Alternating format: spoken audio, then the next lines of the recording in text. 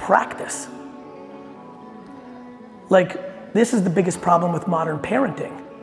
We think it's good to keep kids away from pain. Yeah, of course. Like, I only like kids that cry after they lose. Like this concept, like, don't cry, it's just a game. Fuck you, mom. Life's a game.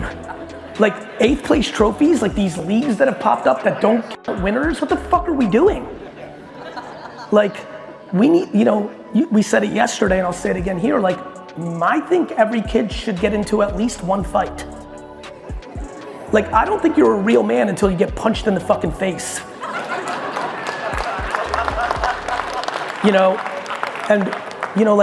And then we're just over coddling an entire generation. I'm so tired of Gen Xers and boomers shitting on Gen Z. You are the one who parented them, asshole.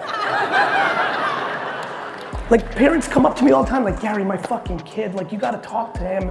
Like, he's just all, I'm like, you stop paying his rent. You want your 20-plus-year-old to be better? Don't give them money.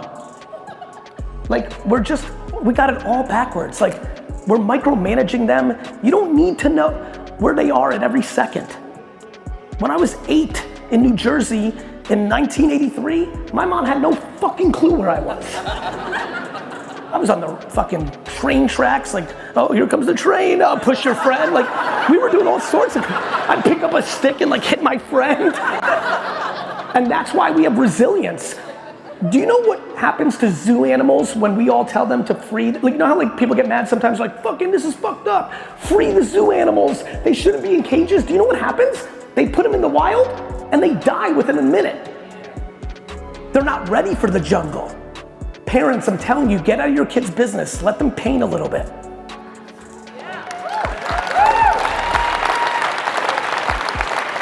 I mean, it's fucking crazy out here. Like, kids parents take their kids to the fucking playground, a kid pushes them, and the parent jumps in and wants a fight.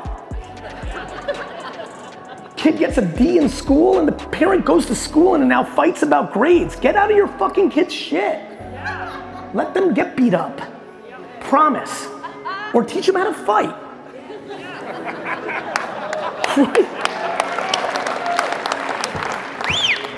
Is that parenting what you think has caused a lot of people to kind of doubt themselves and have confidence issues that we can't see even more so now these days? Yeah. And how do you grow confidence for that kind of person? What's into today's... By living actual life and realizing there's nothing wrong with it. Like, losing is great. Losing is great. Like, all life is losing.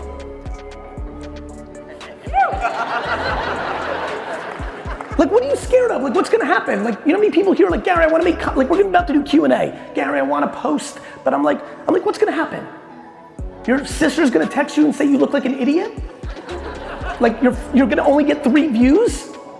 And you're gonna be upset? Like, what's so scary? Everyone keeps living their entire adult life like they're still in high school.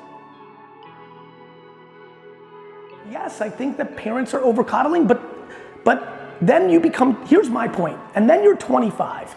Like, this is where I'm very hot on the parenting thing, but then there's another part of it. There's the other side of the pillow. Yes, I understand your parents did this, and yes, I understand they did that, but now you're 25. Exactly, you're 25 now. You gonna keep crying about mommy and daddy? Or are you going to stand on your own feet, go to therapy, start working out, start meditating, start surrounding yourself with positive people? Like, when are you gonna stop blaming them? There's grown-ass 50-year-olds in here blaming their whole life on their parents. Okay, and what? You're just gonna blame them your whole life and then die? How about accountability? So yes, do I think it happens there? Yes, nature and nurture was figured out long before I was on Earth. My question is, what are you gonna do about it? I talk about loving my parents and they're awesome, and a lot of people here follow me and know that. I could sit here the rest of my life telling you what they did wrong. I just don't have the energy to think about it. I focus on what they did right. I focus on what they did right. People come up to me like, how many people here have followed me for more than 3 years? Raise your hands. Thank you. So you have my parents and I sit around and have dinner and just laugh about this. Yeah, they're like, and we're very close. They're like, man, you've really made us out to be fucking insanely awesome. Like, you know, like, I just don't know how to focus on what they've done wrong. I can, if I like try to focus, I can tell you. And of course I've thought about it. I just don't know what to do with that energy. What are you gonna, what? And by the way, like I said at VCon, their parents fucked them up. I get so mad when my friends and acquaintances and coworkers are like, my mom's fucked up, but my granny's awesome. And then I met the granny and I'm like, the granny fucked up the mom. Your granny is a piece of shit. You just didn't see her that often. You know, so I just don't understand the blame game, the dwell game. I understand it because 99% of Earth walks around and lives in it. I just would prefer them to get out of it because, I don't know, like living a happy life is a much better idea than not.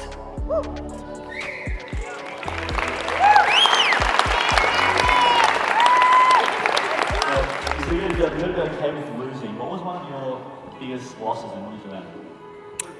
I mean, fuck, man, I lost a lot. Like, I mean, look, when I think about my life, until I was like 14, if I lost in any game, I would cry for an hour. Anything, absolutely anything. And lots of things happened. Like, I peed my bed until I was like 12. And like was petrified of that, like was scared to go to like sleepovers because I'd be like, man, if I piss my bed in this situation, this could be it.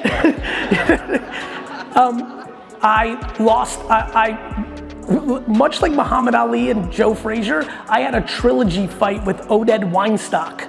And I lost the middle one in junior high because he pushed me into a locker and the code hit my ribs and fucked me up and then he jumped on top of me and then the teachers came and then I thought it was kind of like a small scrimmage, but I got to fucking lunch and everyone's like, Oded beat up Gary, and I was like, fuck.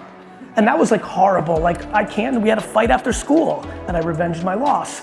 And so, I mean, I had I made $1,000 in baseball cards at one show and then like the money burned a hole in my pocket. You know, you don't have a car when you're 14, as we all know, and my mom went to Costco and they had these cards there and they were shitty cards and I knew it, but I didn't have the discipline yet to be patient. And I spent all $1,000 on buying all the boxes because I couldn't wait to get home and open all the packs and I got nothing. I got $18, $50, $100 worth of cards out of all those boxes and I kind of had to start all over to build up my game, and that was devastating. That's a lesson. That is a lesson of like, don't let the money burn a hole in your pocket. Don't buy dumb shit or it might not work out. I mean, I could sit here for, tons of losses. I mean, I would argue like in the way that people think about life, I would say the first 12 years of my career were a loss. I worked 15 hours a day, every day, 7 days a week, built a business for someone else, and had to start VaynerMedia in a conference room at 34 years old of another company because I didn't have enough money to pay for rent. Now that person was my dad, so it makes it better, but I didn't make any money for what I created. I'm always losing. I shouldn't even be here. I love supporting young entrepreneurs. You're trying to do something. I'm aware that me being here is a platform for you to do the next thing. Yeah. It's not, I don't think the way most people think. So when people say, like, what are your losses? You know this, like, I think nothing and I think everything. I don't think anything's been a loss because nothing atrocious has happened. And then I could sit here and tell you another 57 stories of shit that went wrong in the way that people think. Like, do you know how many people are sitting right now here and around the world saying, if I just made that decision 3 years ago different, everything would be better? Do you know how crazy that is? If I there's people sitting here right now being like, I shouldn't have married this fucking person. Or I shouldn't have taken this job. Or I should have invested in that. Or I should have bought that property. Or I should have joined my parents' business. I shouldn't have joined. All people are doing are looking backwards. Looking backwards fucks up your neck, my friends. I also don't know if you know this, Brizzy, but I have some shocking news. There's no such thing as a time machine. Spending time of what the mistake you made 7 years ago is a problem. You can't walk into a machine and go back. It's fucking over. It's over. And the only people that are listening to you complain about it are the other people that are losing. Yep.